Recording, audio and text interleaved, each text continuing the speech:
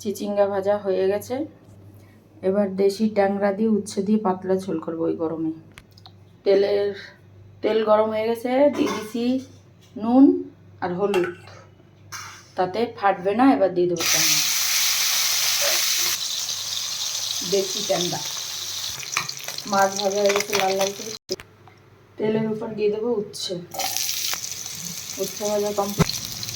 আলুর ভিতর থেকে কাঁচা লঙ্কা ছড়িয়ে দিলাম।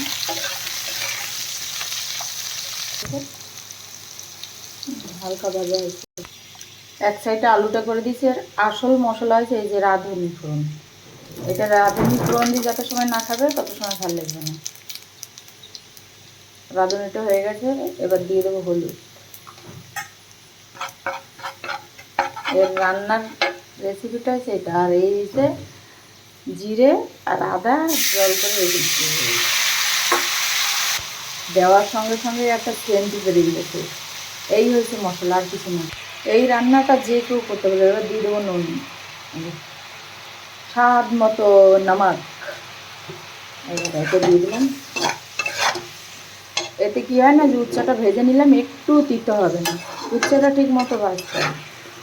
এগুলি বাংলাদেশের রান্না, এগুলি দারুণ লাগে খেতে। যে রাঁধুনি যে ফোড়নটা দিলাম এইটাই আসল স্বাদটা বেরিয়ে যাবে। আর তেলের উপরে হলুদ আর ওই যে জিরা বাটা আদা বাটা দিয়েছি, আলাদাই একটা সেন্ট বেরিয়ে গেছে। এইতেই ভাত খাওয়া হয়ে যাবে।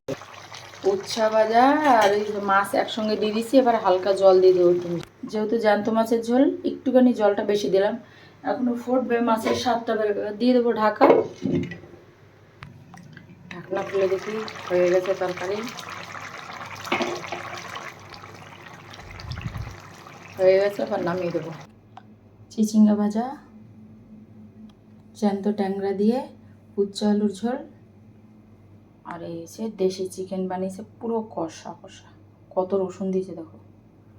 আজকের এই হলো রেসিপি। এই দেখো, কেমন লাগলো সবাই জানাবে।